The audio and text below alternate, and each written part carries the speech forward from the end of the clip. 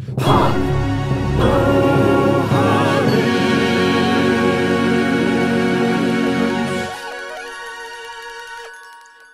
to Pop-O-Holics, the show about hot takes hotter than hot, tasty pancakes. I'm your substitute host, Chris Conkling, and as always, I'm joined by one of my best friends, Brian Dupree. How's it going? Good. Brian, how are you doing tonight? I'm doing great. I will say, missing dear regular host, Christian Cady. Where is he? We're going to talk about it. Him and his fiance are having a child soon. And so he's going to be taking some time off in the coming month/2 months.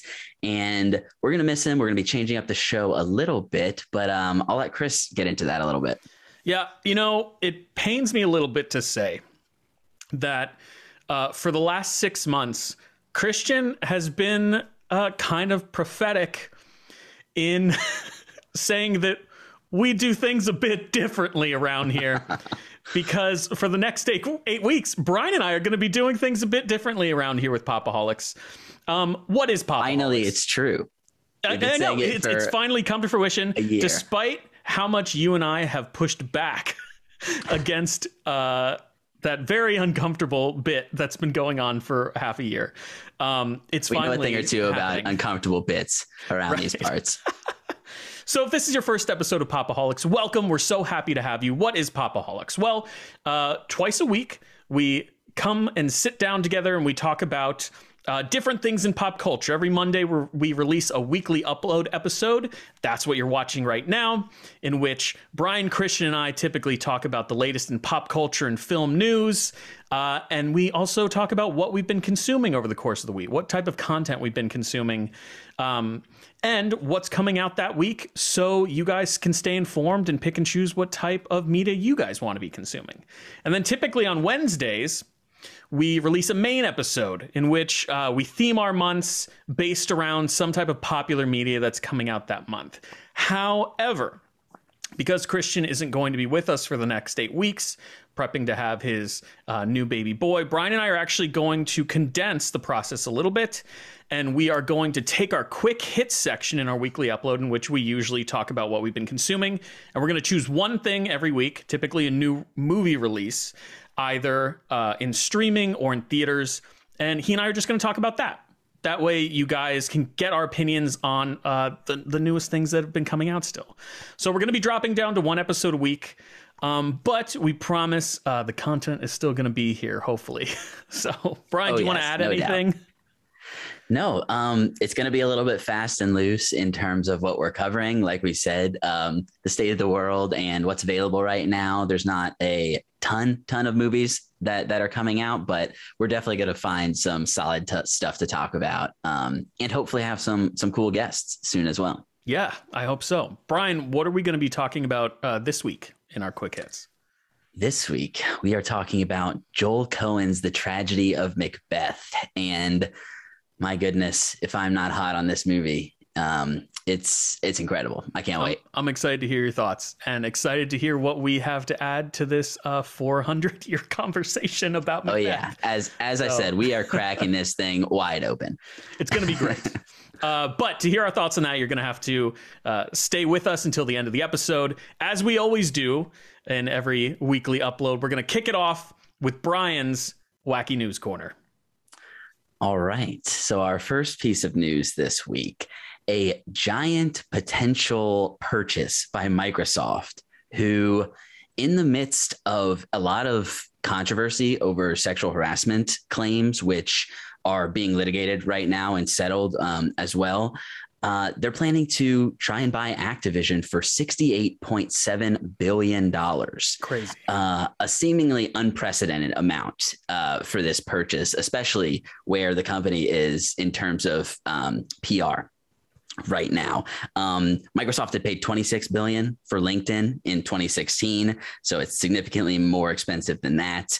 Activision, for those who don't know, these are the publishers of Call of Duty, World of Warcraft, Diablo, Overwatch, Candy Crush, a huge sweep of games that it seems are going to be largely added to Xbox Game Pass, which I wish Christian was here to talk about this news because he has really kind of sung the praises for Xbox Game Pass in terms of for your money and the amount of games you have access to. It's the Netflix of game streaming services. Basically, it's the must have right now. Insane price for this thing. Christian had mentioned that it's significantly more than both Marvel and Lucasfilms were purchased for. I think those were under 10 billion each, giant behemoths. So video games are clearly ridiculously strong right now. And Microsoft has long-term plans making this sort of investment. Chris, you are a bigger gamer than me. I know Christian is probably the gamer on our show, but how do you feel? How did you feel about this news when you heard it? I think this is just an insane purchase, as you mentioned. Like I've owned the original generation Xbox, and that's the only Xbox I've ever owned. I've always been a Sony and Nintendo guy, but for something like this to transpire, it's so interesting to me how it's going to change the landscape of video games. Like I'm very interested to see it. It's great for Microsoft that they're getting to acquire a lot of these giant video game franchises. You know, last year they acquired Bethesda, so they really are becoming like this huge monster within the video game industry. My hope is that while they are acquiring some of these titles, I hope that they're still going to be releasing games for other consoles as well. Like I don't want a lot of these games to become kind of landlocked to Microsoft specific consoles, which I think would be terrible overall for the video game industry. But I'm sure that's not going to be the case, right? Like I can think positive here. I wouldn't be sure, but we could be hopeful at least. Yeah. And it still remains to be seen if this deal goes through. They're expecting with regulators and stuff having to check these kind of things out that it would be 18 months before anything is locked in. So definitely remains to be seen. But definitely a huge wave through the gaming industry if this thing goes through. So that's Microsoft, who is going to buy Activision for $68.7 billion. Just and let's one more thing on the topic. Let's hope that Microsoft is able to sort out the whole work culture in terms of like what's been taking place at Activision. So I think first and foremost, like acquiring all those games, fantastic, but like figure the fuck out what you're doing in your offices, you know, like clean house. Yeah. And I got to imagine that would be step one once this thing goes through. But we'll see. We'll talk about that more as it comes to fruition. Yeah. So Chris, you actually sent me today a YouTube video, an interview called Spider-Man No Way Home, Deadline's Pete Hammond's conversation. Before we dive into this news segment. Good call. Spoiler warnings. I do want to say major spoilers for Spider-Man No Way Home. So if you haven't seen the film yet, skip ahead maybe like 5 minutes. Okay. We're going to put chapter markers in the episode. So basically just skip this and we'll see you in the next news segment. Brian, continue. Very good call. You're usually not the one who is the most. I know. Usually, I'm like spoilers ablaze. Like, who gives a fuck what you want to know? I was about to run right into it.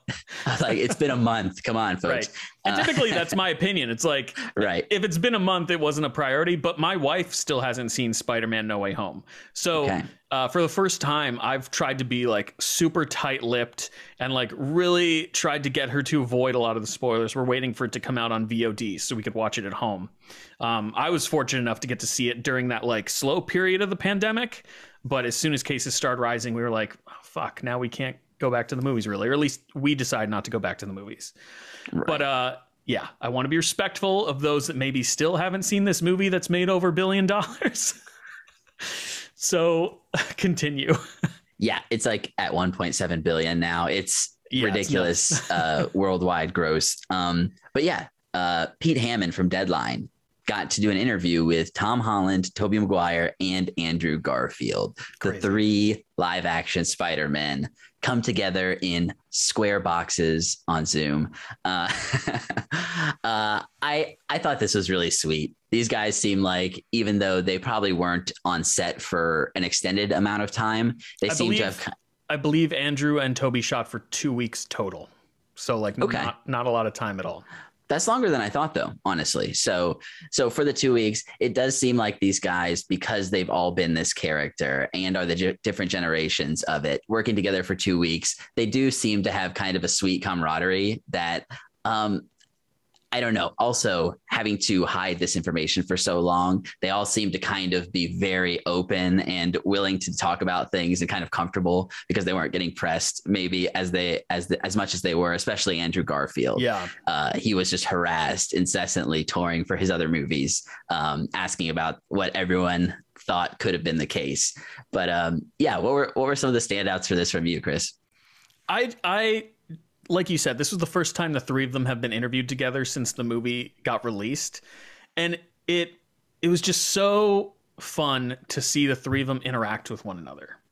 And like you said, there's this very unique camaraderie to the relationship that the three of them have, because they're the only three actors that have ever played Spider-Man, at least here in the United States, on the silver screen, right? So they have this very unique experience that they can bond over. And there really is like kind of this brotherhood between the three of them that I really enjoyed listening to. You know, all of them spoke incredibly highly about the project.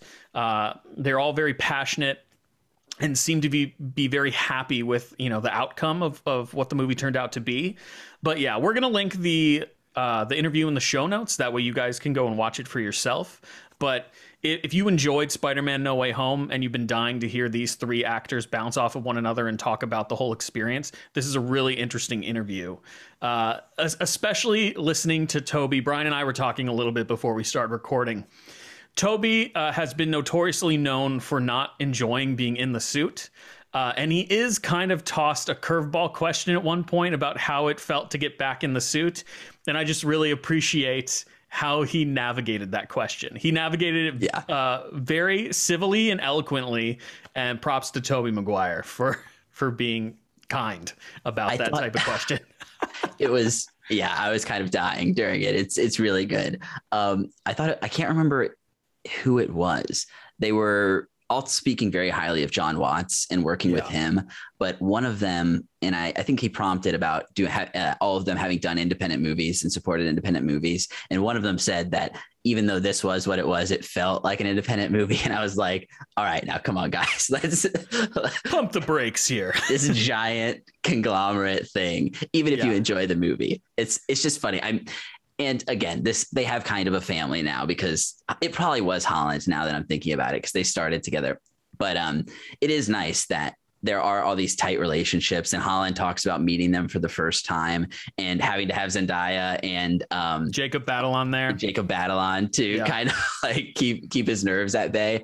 Really adorable. I caught another interview earlier today with Tom Holland and Zendaya, and she was talking about how, like, that day from her perspective, and she said it felt akin to kind of like dropping your kid off at preschool for the first time, as if like her and Jacob Batalon were Tom's parents, and she was just like, God. Oh, I hope the other kids like him, and like I hope he doesn't come back to us crying. And baby's first play date. Spider-Man's first play date. That is very absolutely very adorable.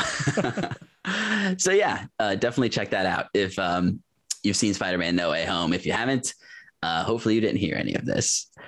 So the next piece of news, Mary Elizabeth Winstead has joined the cast of Ahsoka. It's unclear who she's going to be playing at this point. Not really much information about this, but she is joining Rosario Dawson, who is playing Ahsoka and had played her for the first time in the second season of Mandalorian. We also have Hayden Christensen reprising the role of Anakin Skywalker.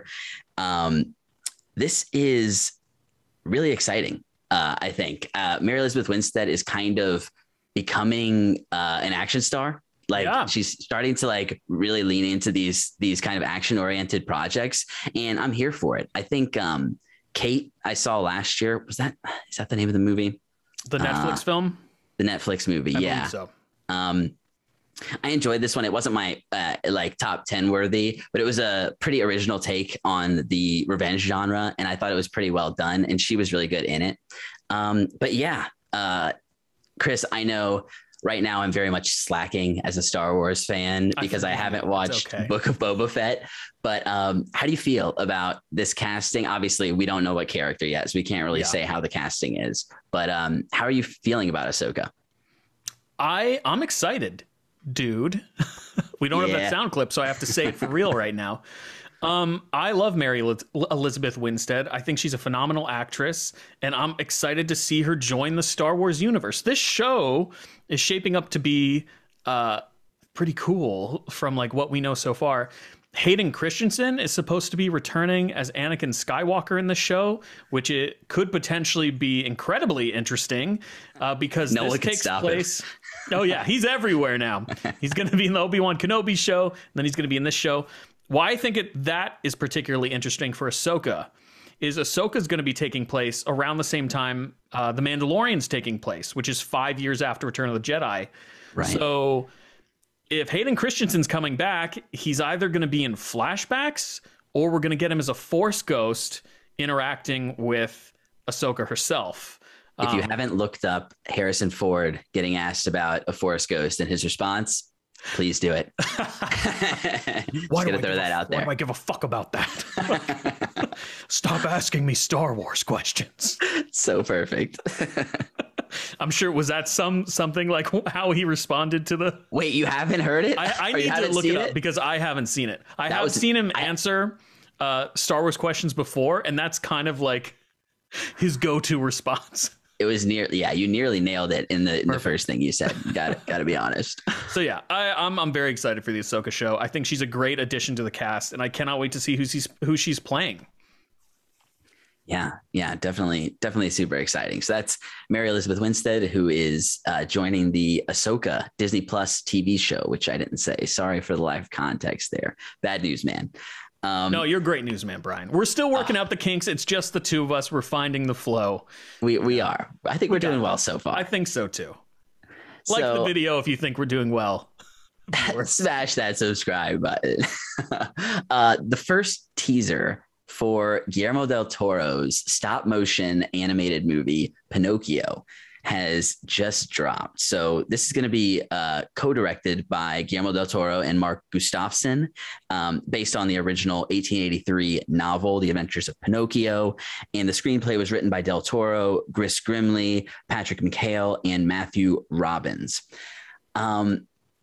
This movie seems like it's been talked about for like 5 years at this point, and I'm only slightly exaggerating, but I feel like del Toro made Nightmare Alley after he made this movie, and Nightmare Alley is already out. I may be wrong about that, but regardless of this, I'm pretty much always here for a Guillermo del Toro project, and this teaser, which only stars Ewan McGregor as Sebastian J. Cricket, has me really excited for what this is going to be like.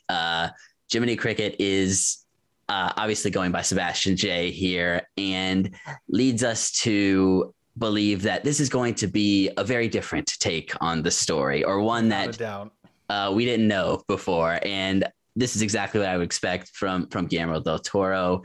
I thought the animation style looked really interesting, really beautiful. I think the whole movie is going to look great. The cast, we have Gregory Mann as Pinocchio, Ewan McGregor as Sebastian J. Cricket, David Bradley as Master Geppetto, Finn Wolfhard, Kate Blanchett, John Turturro, Ron Perlman, Tim Blake Nelson, Christoph Waltz, Tilda Swinton. This is an all-star cast. We got all the people here. So what did you think of this teaser? It's 40 seconds long. It doesn't give us much, but it doesn't give us a whole lot. We see the style, at least. How did you feel about this? I'm in love with the style. You know, Guillermo del Toro is no stranger to fantasy. And I love all of his monster effects. He always has wonderful monster designs. And, you know, despite the fact that Pinocchio doesn't have a lot of like monsters in it, I'm really interested to see how he chooses to design the world based off of this teaser that we got. One of the most interesting details that we got from this teaser is that Sebastian J. Cricket is literally living inside of Pinocchio's chest. Super creepy. Because he's a wooden boy, you know, but I like that because Jiminy Cricket is supposed to represent Pinocchio's conscience. And if we are trying to like pinpoint where a conscience is, like we're getting to some like a metaphysical conversation here. But I really like what they've chosen to do. His name's actually Solar Plexus J Cricket. Right. But yeah, I'm ready for this film. We have been talking about it for a really long time, and I can't wait to see what the rest of it looks like based on this teaser. Yeah, so definitely find that. It's link in the show notes. Definitely check that out. Doesn't give anything away about the plot, which is always very nice. So yeah, that's Guillermo del Toro's Pinocchio, which finally is a real movie. I'm a real boy. Yes, thank you. I'll be here all night, folks. So moving into some stuff that's coming out this week. On Wednesday, we've got Pam and Tommy coming to Hulu. So this follows the story of Pamela Anderson and Tommy Lee, their marriage, and how their honeymoon sex tape is stolen and leaked to the public based on the real story of this happening. It's directed by Craig Gillespie and written by Robert D. Siegel. Craig Gillespie has done a handful of movies that I've wanted to see. Lars and the Real Girl, I've never seen. I, Tonya as well, I heard really good things about. He also did Cruella, which I did see and enjoyed. As did I. So this is going to star Lily James and Sebastian Stan as Anderson and Lee. And it's going to be an 8-episode series that's coming to Hulu and Disney Plus outside of the United States. When I initially heard the casting for this, if I had just seen the names of them, I'm not sure how I would have felt about this casting choice. But when I was first exposed to it, it was just an image of them in character. And I was kind of blown away. I was like, oh, this is incredible casting. And obviously there's makeup and stuff happening here. I know very little about this story and this relationship. So I think it's kind of going to be just a cool pop cultural thing. Obviously a lot of these things like American Crime Story, and other shows like this are digging back into pop cultural moments and fictionalizing them to some degree. But with these two actors, I'm kind of excited for it. Did you have a chance to check out this trailer? I unfortunately didn't. Oh, no worries. But continue. No, it definitely looks like it's going to be a lot of fun, and the casting is spot on from what I can tell. Both really solid actors. So that's coming out this Wednesday on Hulu, Pam and Tommy. All right. Another thing I'm very unfamiliar with, but on Friday, we have a new TV series based off of the Jack Reacher novels called Reacher. My main experience with this is, I know we're not supposed to talk about other podcasts, but the Empire Film Podcast. How dare you, Brian? At least they're another country, you know? And they are very good. Oh, yes. Chris Hewitt always talks about Jack Reacher and how giant his fists are because he's a big fan of the books. And as we've talked about with things like MacGruber, it's hard to watch these shows when they're ridiculously serious. But I think this kind of knows that it's absurd on some level. There are shots in this trailer where his hands just look so huge. It almost looks like there's perspective stuff that they're playing around with to make it look like he has giant hands. So this is based off of the first book in the series called Killing Floor, and follows Jack Reacher, who's a veteran military police investigator who's recently entered civilian life when he is falsely accused of murder. So going to be a generic thing where this badass former, special ops guy has to kick ass and prove his innocence, and if you're in for this type of show, it looks self-aware enough to have some fun to it. And yeah, that is going to be on Prime Video this Friday. Moving on to some, did you see this one? I'm sorry. I did. So okay, cool. This typically isn't my genre, isn't one of my favorite genres. Same. And I'm not super familiar with the Reacher character. But a couple of weeks ago when we were talking about MacGruber, Christian put this trailer side by side with the MacGruber trailer. And unfortunately, was this the one? I'm pretty sure. And unfortunately, it's something I'm not going to be able to unsee. So I think you're spot on, Brian, in that whether or not we have made the show self-aware by making that comparison, or the show is actually trying to be self-aware of what it is and the genre that it's existing in, who's to say? But I'm happy for the fans of this character, and I hope it's a good show. That is absolutely hilarious. And we probably won't find out if this show's good. We probably aren't watching. Listeners, let us know. If you like Reacher, Please, check this show out. At popaholicscast@gmail.com. Let us know what you think of the Reacher television show. So moving into some movies that are coming out this week, we've got the long-awaited, critically anticipated. Oscar-worthy. Oh, it's a shoo-in. We've got Jackass Forever, the latest in the Jackass series, the fourth movie, directed by Jeff Tremaine, who's directed all of them, with the crew: Johnny Knoxville, Steve-O, Chris Pontius, Dave England, Wee Man, Danger Aaron, and Preston Lacey, as well as a bunch of random celebrities who are going to get spoofed on as well. For those of you who don't know, Jackass it used to be an MTV show and turned into a series of movies where a bunch of really idiotic gentlemen do stupid things to themselves that are hilarious. They're doing what I would never do for my entertainment. So I have to give it to them for that. Always trying to go above and beyond in terms of gross factor and risk to their bodies. I'm going to see this movie. It's a thing that there's always going to be gags that are going to be worthwhile, even though I may be trying not to vomit at other times as well, or vomiting from laughter, maybe. Right. How do you feel about the Jackass franchise, Chris?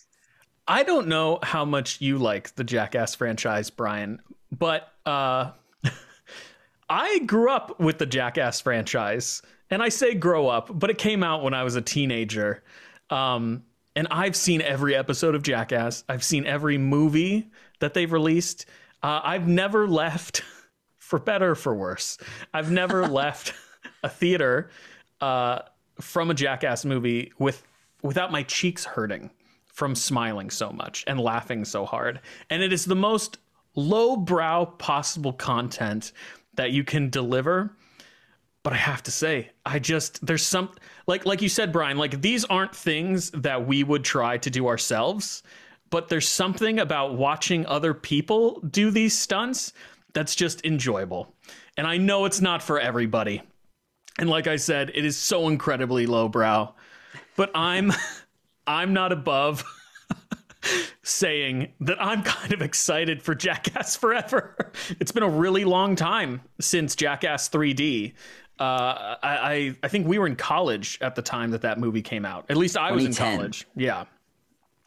And I'm ready to see what these guys have been up to. If you haven't seen like Steve-O or Johnny Knoxville or any of these guys on the Jackass team, like they're getting older, man.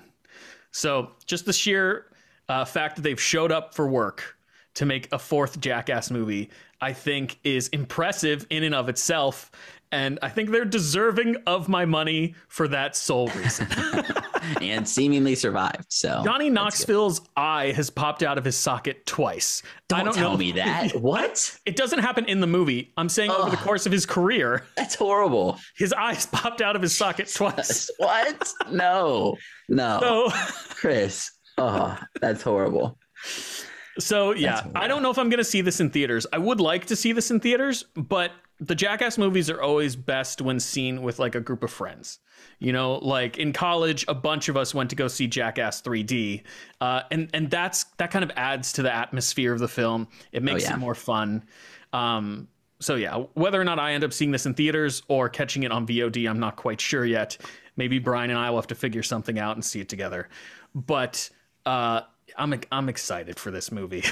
Yeah, it's gonna be. I can't believe I'm saying that. No, it's 11 years from the last one. That's a long time. Yeah. So that's Jackass Forever. That's gonna be in theaters this Friday. Another movie that's coming out this week that I'm gonna hit. If I was a betting man, I think before you even mention the movie, I just want to say. I think these two films are of the same caliber. They're delivering different things. Okay. They're delivering different things. But with that, why don't you tell our loyal listeners and viewers what movie's coming out on Friday? The latest movie, co-written and directed by Roland Emmerich, is Moonfall.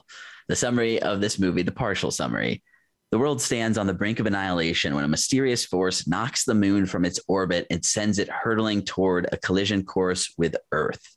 So the moon is striking back this time. It's fed up. It's done. It's done with our shit.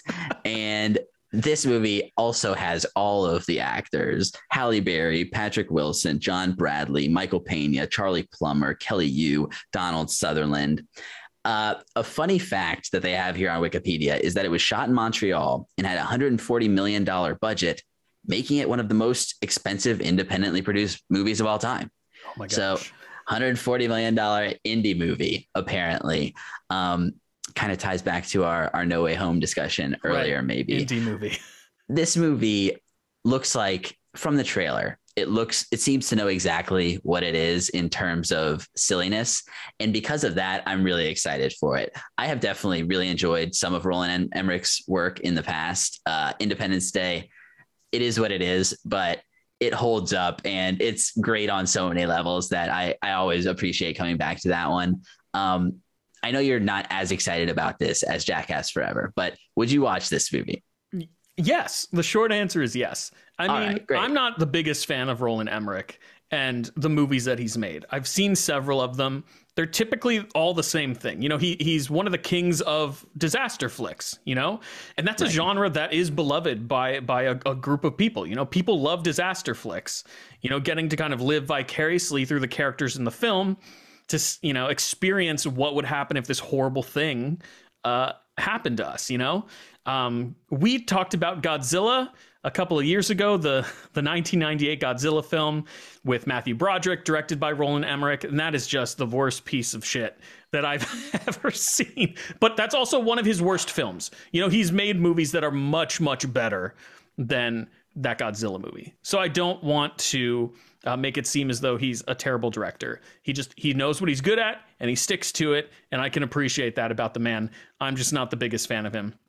But Moonfall looks so ridiculous that I have to watch it. Yes. You know, the cast alone, like you mentioned, it's a crazy, and he typically is very good at getting you know, A-list celebrities into his flicks, despite, you know, the quality of the actual content. But may have killed Matthew Broderick's career. No. I think Matthew Broderick's doing okay. Yeah, no, I think he's doing okay. But, you know, Moonfall was a movie that Brian and I were going to review here on Quick Hits. Unfortunately, I'm still not comfortable going back to theaters. Maybe that changes by next week. Who's to say? Brian and I will keep having an active conversation about it.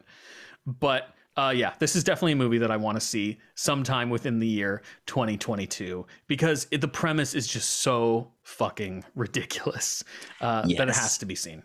And I will say, don't watch the trailer for this if you're at all interested, especially the most recent trailer, because it does give things away that feel like at least second act spoilers, probably. Yeah. So yeah, I think based on your description of the film, I think that's enough to know exactly what you're going to be getting into. Yeah. Right. So yeah, that is Moonfall. That'll also be in theaters this Friday. And that's it for the news this week. Brian, we did it. We made it through a wacky news corner. That was impeccably wacky. Thank you so much. Wacky. We got Jackass. So we got Jackass. We got moons falling to Earth. How you know, how could we get any more wacky than that? So thank you for delivering the Wacky News Corner. From here, we are now going to jump in to the community feedback section. Welcome back to the community feedback section, loyal listeners. As always, this section, we're going to let you know what our upcoming Throwback Thursday episode is. Here in this section, we also typically go over written 5-star reviews on either Spotify or Apple. We also talk about our poll results if we've posted a poll over on our Twitter feed at Pop-O-Holics.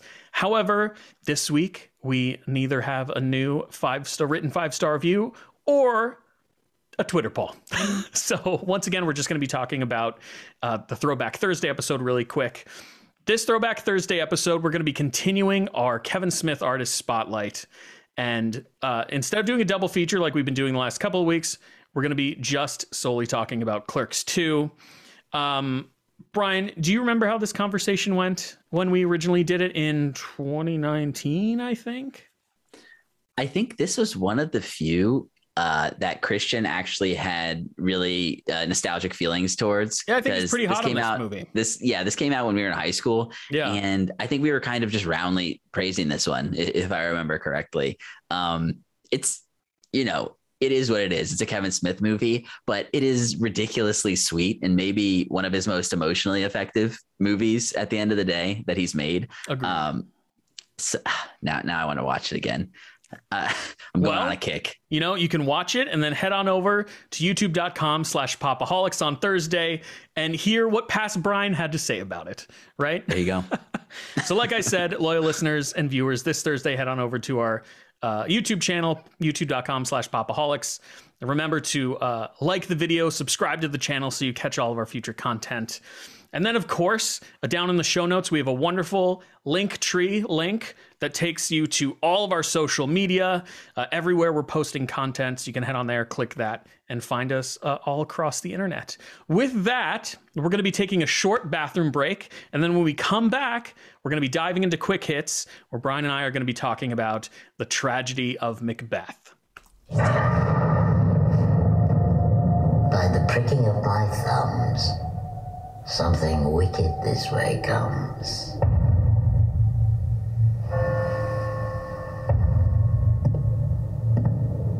My husband, king that shall be. If we should fail, We fail.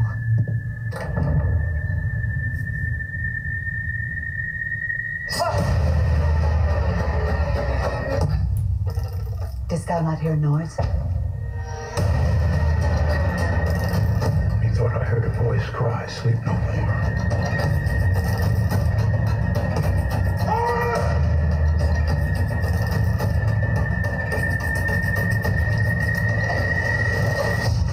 Are you a man?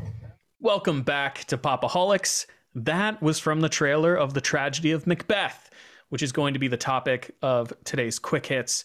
Typically in the Quick Hits section, Brian, Christian, and I, like we said, at the top of the show, we'll talk about everything that we've been consuming over the course of the week. However, to kind of slim things down, make it a little more focused over the next 8 weeks, while Christian is getting ready for his newborn son, Brian and I are going to choose one movie to watch every week, and then we're going to give our brief opinions on that film here in the Quick Hits section. That is tough to say. So, as we mentioned, this week we're going to be talking about The Tragedy of Macbeth, directed by Joel Cohen and written by Joel Cohen, score by Carter Burwell, cinematography by Bruno Del Bono, and the cast starring Denzel Washington, Frances McDormand, Alex Hassel, Bertie Carvel, Corey Hawkins, Harry Melling, Catherine Hunter, Brendan Gleeson, and many, many more. So, before we dive into our opinions of the film, Brian, I want to get a quick kind of pulse on what your experience with Shakespearean adaptation and Shakespeare in film has been over the course of your life. Never heard of the guy. Who is this again? Shakespeare who?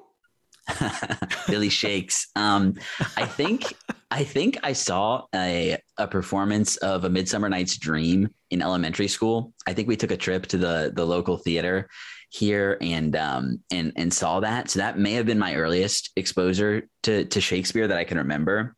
Then I got into high school and 3 of the 4 years read Shakespeare. So we read Romeo and Juliet in freshman year. We did Hamlet sophomore year. And in that one, we actually got to see the Hamlet adaptation from, I think it might be from 2000, the one with Ethan Hawke. It's kind of cool. It's a modern interpretation of it that was really interesting at the time. I don't know if it's the most well-reviewed of Hamlet adaptations, but I really liked it at the time. And it kind of made the play come alive in a way that obviously it doesn't on the page in some sense. It was never meant to just be read. But and then junior year, we read King Lear, and that is a tie back to you talking about eyes popping out. Anyway, deep cut Lear jokes, terrible. So Joss Whedon very much has been exposed as a, at best, horrible boss, but someone who refuses to accept any sort of blame for anything that he's done or accountability for how he's treated people. Seemingly, I did see his version of Much Ado About Nothing in theaters when it came out and really enjoyed that. Similarly, it was kind of like set in like 80s, early 90s. It was kind of outside of time in some ways, but very small scale. It was micro budget type of thing, shot it at his house. A really interesting take on Much Ado About Nothing. And then more recently, in the last, it's probably been 3 or 4 years at some since I saw it, but I saw another version of Midsummer Night's Dream in the park locally. So I was able to see that. Growing up, in terms of things adapted by it, we had like some movies that we would watch over and over during like road trips and stuff. And She's the Man was one of these movies, which is inspired by 12th Night. I know there's been a lot of movies that are like loose inspirations. This is one of them, but that's kind of my very long-winded history with Shakespeare. And then I saw The Tragedy of Macbeth. So I will say I need to watch. There's a couple of Kurosawa adaptations, I think Throne of Blood, as well as Ran, that are different versions of Shakespeare stuff that I'm very interested in checking out at some point. So I'm hoping that this is kind of a jumping off point to get into the filmed adaptations for me. You know, Brian, you definitely have a way more extensive background with William Shakespeare than I do, at least over the course of like the last, I would say probably 15 years, because like you in high school, I read 12th Night, Midsummer Night's Dream, Julius Caesar, Romeo and Juliet, you know.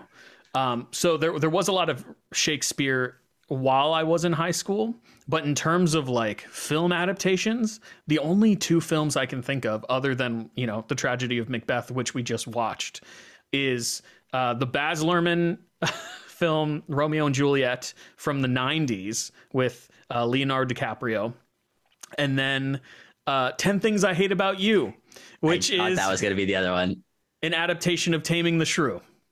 So outside of those, that's really my only experience with William Shakespeare.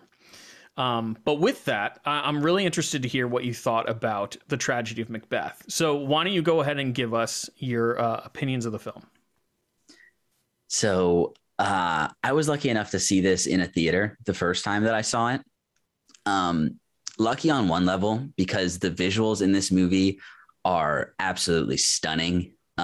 We didn't shout them out, but the editors, Lucian Johnston and Reginald Janes, it cannot be understated how incredible the editing and kind of very subtle digital effects and the way that they're used to transition between scenes.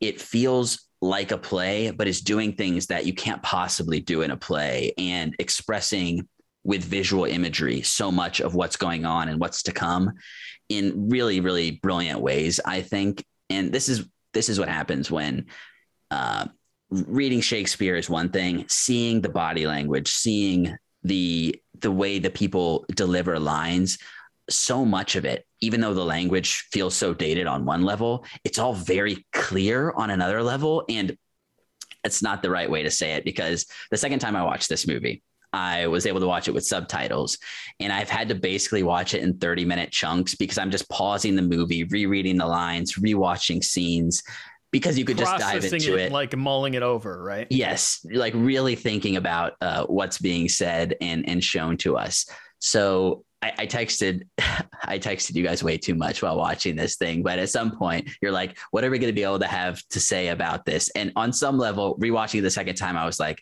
my God, it's just so masterful in terms of the writing and then what Cohen's bringing to it visually.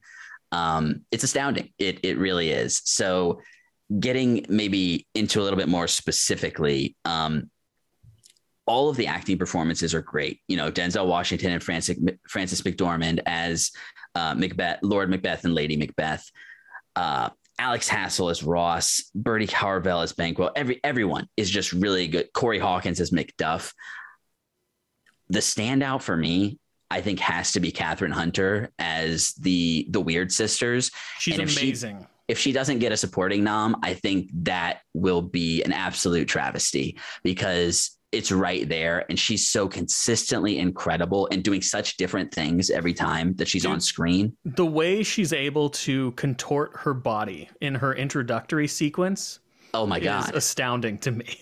It's absolutely incredible. It's like a circus act mixed with incredible performance, vocal performance as well, the stuff that she's doing. And there's probably some digital effects too, but I think it's to a large degree, her, or it seems that way. Yeah. So yeah, performance wise, she was like a real standout who I think these others could be easily nominated as well. But everyone's doing great here. Denzel's, at the top of his game as usual, and brings a swagger that so something about this that is different than a lot of other interpretations of Macbeth is the age of these characters. So in the play, supposedly Scotland is supposed to be like their child that replaces, because they can't have kids at this, or because they don't have children at this point, or have lost a child in the past, I think is the implication maybe. Here, because they're kind of past child rearing age to some degree, it becomes even more apparent, this thing that they're missing that is being replaced by this power struggle and this prophecy that has led up to it. It just makes me realize why art is so beautiful and necessary, because you can watch this and see direct ties to something like House of Cards. Season 1 of House of Cards is like functionally, I think, very similar to a lot of what's happening here. Although this,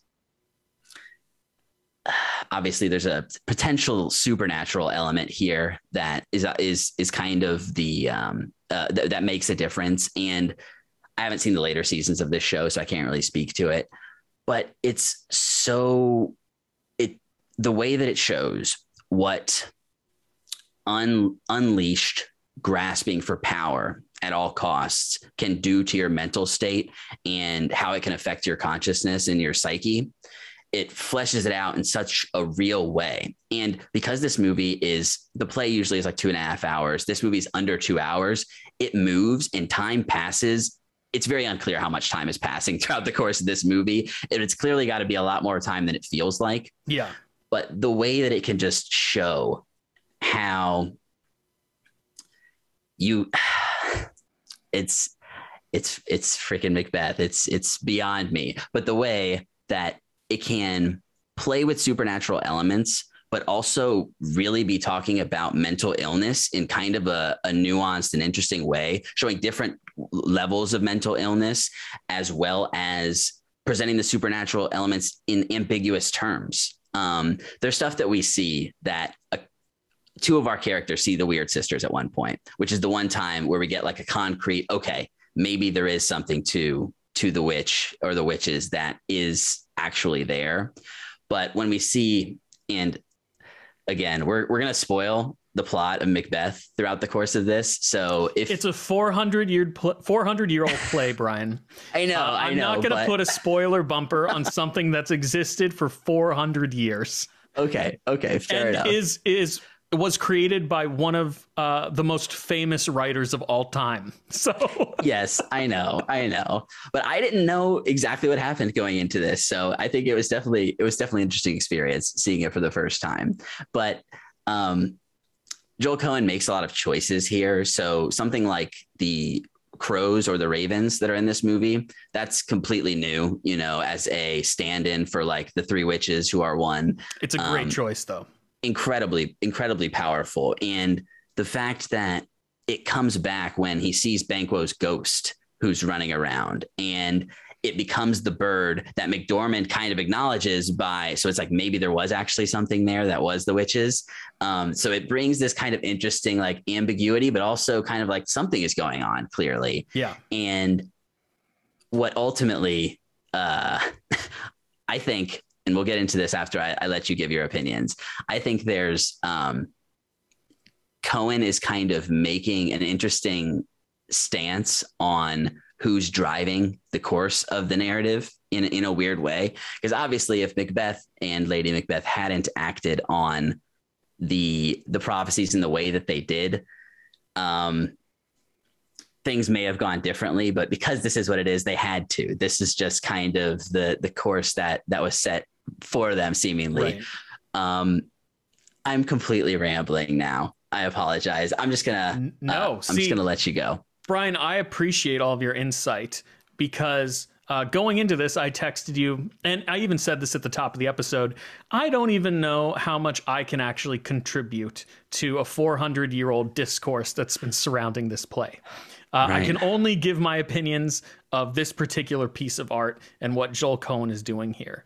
And to that, I almost 100% agree with everything you're saying. The first thing I want to shout out, we have to shout out Bruno Del Bonnell. The cinematography in this film is, oh my God, is in and of itself the best reason to watch this movie. Whether you're a fan of Shakespeare or not, there are some absolutely beautiful moments within the film. And they're doing such interesting things, especially when it comes to the weird sisters and the way that they're representing the three.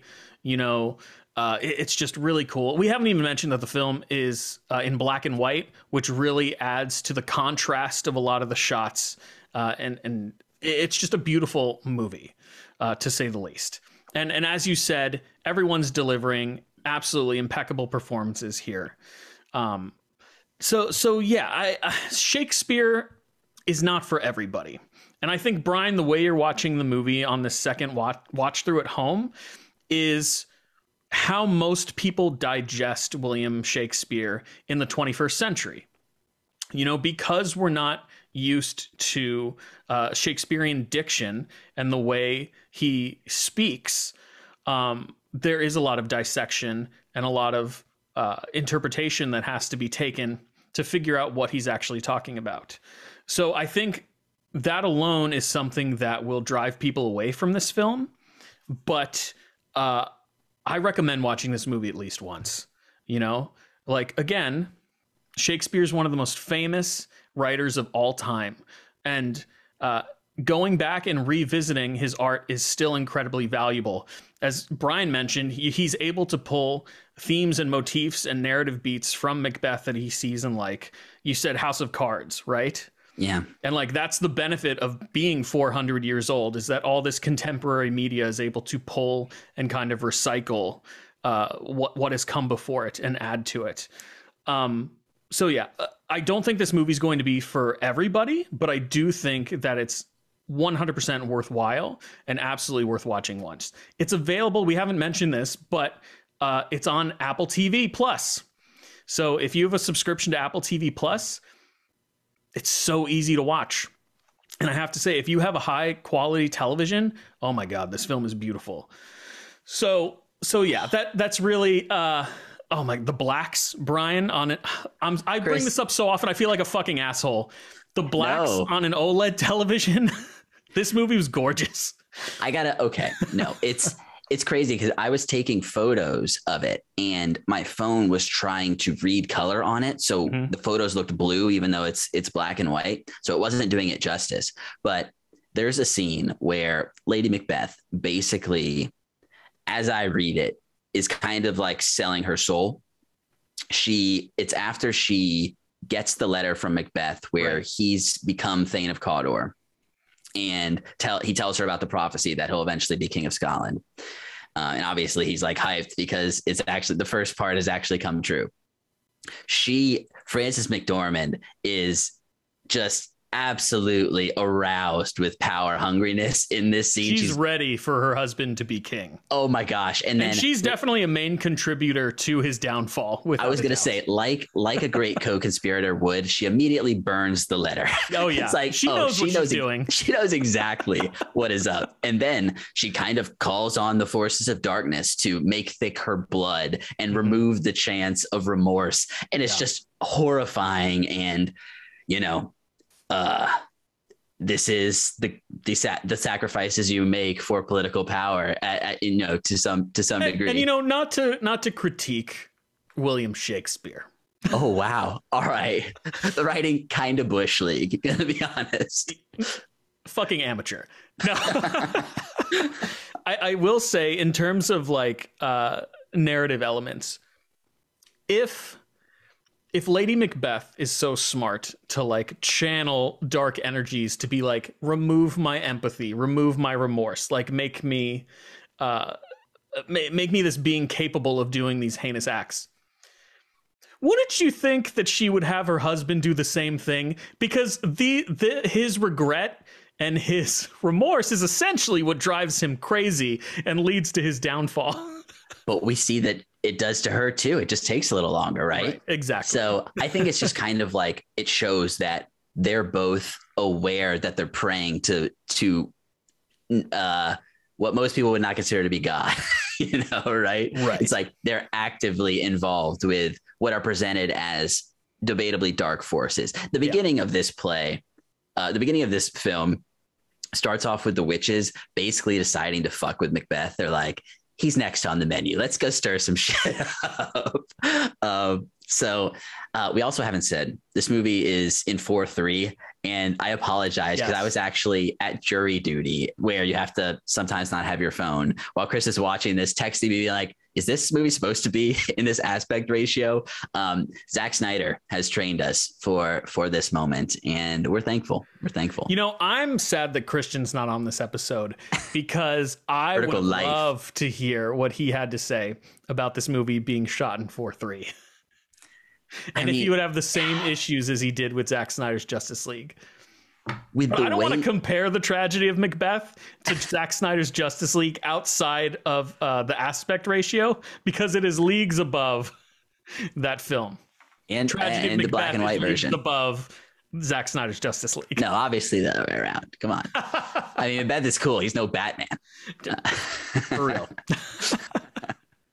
But the reason that I brought up the selling your soul kind of scene, after when she wakes up the next morning, she sees Macbeth for the first time and they embrace, and his shadow is covering her eye. And it's just this perfect representation of like, all right, she got what she wanted. She's ready. She's ready to go. The lighting and everything. There's some of the transitions, I can't possibly remember them all. The one leading into the scene where she reads the letter is like expressionist art. It's like a painting that you go into, and then it's a long hallway. The sets are very kind of surreal. I feel like there's a lot of like German expressionist inspiration here. When we watched Nosferatu a year or two ago, a lot of similar type shots in that movie to what Joel Coen's doing here in The Tragedy of Macbeth. Oh, no doubt. One of the ones that there's so many, they're constantly incredible happening throughout and I think the 4:3 plays into a lot of the framing. These are specifically shot with these really angular kind of boxy at times framing. But there's things like we look at the sky, we see the sun becomes the only thing on the screen, and we realize that it's a light looking downward on Macbeth in the middle of a dark room. And then it's just absolutely magical, transportive stuff that you can't possibly do on a stage in the way that is happening here. But again, going back to that 4:3 aspect ratio, I think that helps us feel as though we're on some type of stage and watching a play, because it feels tighter, So I think it contributes to that. Yeah, no, for sure. It's not trying to be realistic in its settings in any sense for the most part.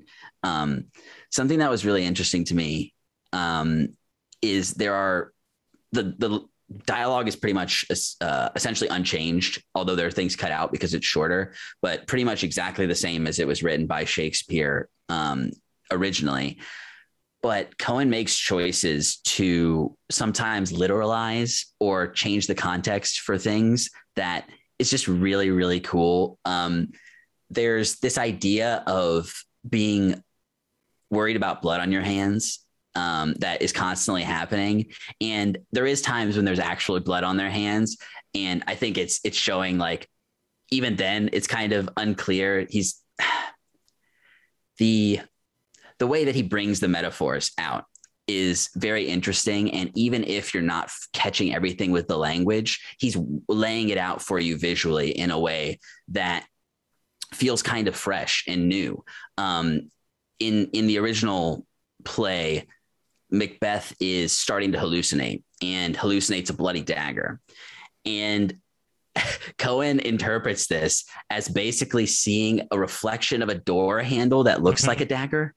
And it's just so brilliant. And it's a great choice. You see it exactly. And it's so clear what he's about to go do, which is murder a close friend, basically.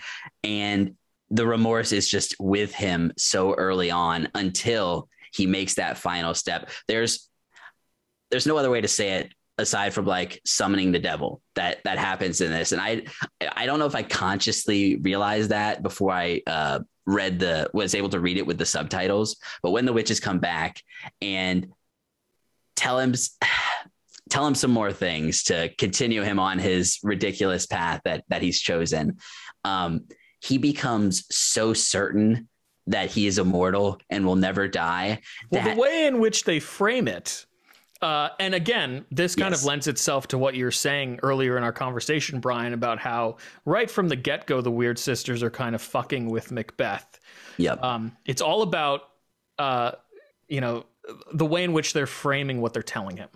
Right. So the Weird Sisters are like, you cannot be harmed by any man born of a woman, which seemingly would be every man. That's everyone, right?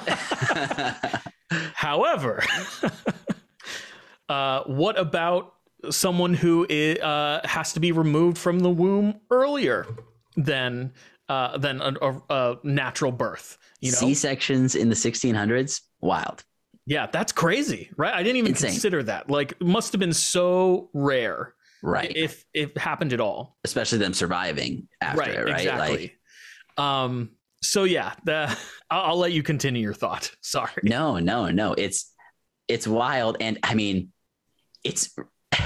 I guess maybe there's implications about like natural birth back then in the language that are more apparent, because it seems like very much like a cop out, but something that, the trees moving as well. I thought that was a really interesting way to present that with the army having them above their head. But what I was going to say is Macbeth at his most like no one can touch me is some of the most badass close-up action sequences that I've seen in a while. Him fighting that guy without a sword and just dodging, gets cut in the face, and then uses the blood to eventually kill him. But when he gives his sword back, it's like, this man, maybe he is untouchable. Like, he is the most badass. But yeah, that fight scene, as well as the final, ultimate beheading scene, where just so perfect. And I'm not sure if it's ever been staged this way before, but what ends up foiling him? He's reaching for the crown. Yeah, of course. It's just so thematically right all there. Yeah, I completely agree with you. So that's incredible. I do want to talk about my kind of theory that I think Joel Cohen is putting out, that kind of became more clear on second viewing. Brian has a hot Pop-O-Holics take. Super hot lay on us right now. It's actually Joel Cohen showing us. But yes. So I think because of how it all plays out, so Ross is kind of the person lurking in the shadows, really pulling the strings. So from the beginning, we see the Weird Sisters confront Macbeth and Banquo and give them the original prophecy. Shortly after this, Ross shows up to announce the first of the fulfilled prophecies. So I think Ross and the witches may be in cahoots, because Ross already knew at this point. Like I said, the timing is weird, so we don't know exactly, but it's framed in such a way that Ross could have known, kind of made a deal with the witches to cause this whole thing where he's playing the long game, eventually saves Banquo's son afterwards, because he knows he'll Fleance, a very interesting name, saves Fleance and who does he leave Fleance with? The old man, who is played by Catherine Hunter, who also plays... He's definitely one of the Weird Sisters. The Weird Sisters, right.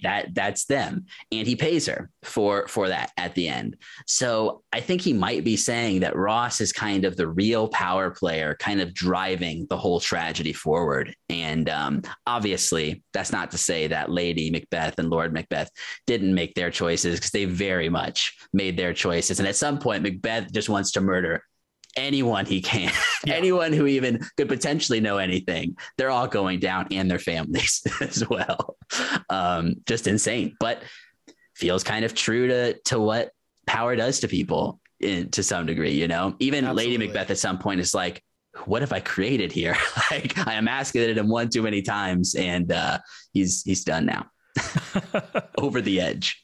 Yeah, I think you and Joel Cohen are definitely onto something with this, the presentation of Ross in this film. And I actually appreciate that he's like locking down this aspect to the narrative that has kind of been ambiguous otherwise for such a long time. So it's a choice that he's willing to make, and I really dig it.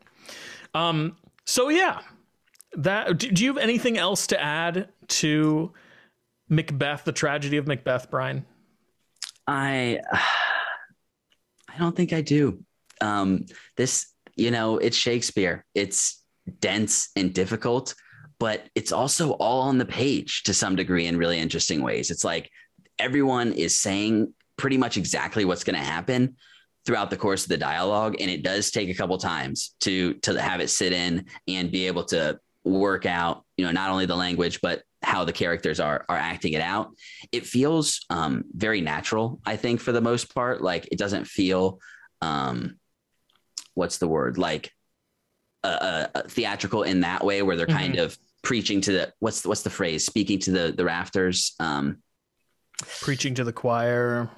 I'm confusing it with preaching to the choir, but basically where you have to be very loud and over the top to, you know, be effective on a stage with a bunch of people projecting to the back of the theater. Right. It can be very intimate and close up and contextualize what the characters are feeling in ways, in subtle ways that you couldn't necessarily do outside of film. It's amazing. What can we say? I'm sure there's going to be a bunch of nominations. But it's also a black and white adaptation of Shakespeare. So like you said, clearly a limited audience because of not for everybody, but I think the visual feast alone presented in this film is absolutely worth the watch. It's worth the price of admission. So I too, I probably, well, I don't want to say this because I might actually watch it again. I was going to say, I don't know if I'd watch this movie again, but I think I might actually watch this movie again.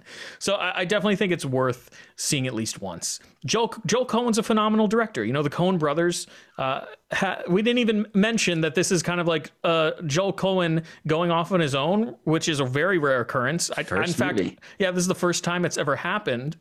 But they're both extremely talented directors, working with extremely talented performers, and it shows. It shows in the film. So I did want to say it, even if you're a little hesitant because it's William Shakespeare. You know, I texted Brian after the film, and I was like, the way this movie is paced, it did not feel like an hour and almost 2 hours. It just flew by. Yeah. So whether or not you're grasping everything that's being said because of the diction of the film, it just flies by. There's enough context for you to understand what's transpiring. So I also highly recommend seeing this movie at least once. It's a great way to start 2022, I think. I do want to say, because it kind of shone through more so this time, the Coen brothers kind of, the way they bring things out, there are moments that feel very Coen brothers, where a character, Coen does this thing where he has two characters standing in front of each other, or one in front of the other. And like, you could see like only the half of the face, the one behind, and the one up front will say something that's taken well. It happens 2 or 3 times. And the person behind, the person who's not as esteemed, will say something and put their foot in their mouth. And then it kind of like sours the mood in the room, and it's just like, this is awkward as shit. Why did that guy say that? He's really out of pocket right now. And Denzel, it felt so much like a Coen brothers character when he knows that the king is upstairs murdered. He's killed him. Playing it cool. He's just clearly lurking in the hallway outside of the stairwell that leads up there. And the guy comes in and he's like, my God, there was basically a goddamn hurricane last night. Some shit is fucked up. Everyone knows it. And he's like, oh, no, that's weird. You don't say. That's horrible. Wow. It was a quiet night here. Strange. So it's funny how he kind of is bringing out these qualities that are so throughout their filmography and not changing the text to do it. So yeah, I could just ramble forever, but I think we've done a decent job for our first what are we calling these? Extended quick hits? Yeah, sure. Let's go with that for now. The extended not as quick hits. More concise quick hits. We'll figure out the name going forward here in the next 8 weeks. But Brian, I just want to thank you for joining me on this episode. We're still kind of working out our way and how we're navigating this thing without Christian, but I wouldn't want to do it with anybody else. So I'm super appreciative to have you alongside with me. And I think we're going to have a lot of fun the next couple of weeks talking about all these upcoming movies. Typically, I'm the one to say what's coming up next, but I'm going to ask you this time, Brian, I'll take the reins. What are we going to be covering in next week's Quick Hits? Next week, we are covering the latest movie from director George Clooney, The Tender Bar, starring Ben Affleck. So this movie is available on Prime Video now. So check that out and tune in next week so you can hear us. I don't know if we're going to spoil that one because it's so new. It's more contemporary. So yeah. I think we will break it up into like a non-spoiler spoiler discussion. I think that's a good idea. Okay. But yeah, definitely check that out on Prime Video this week if you haven't seen it already. And yeah, I'm super excited to get into that one. Loyal listeners, viewers, thank you so much for joining us on this episode of Pop-O-Holics. Brian, why don't you tell everybody where they can find you online? You can find me on Twitter at True Pop-O-Holic.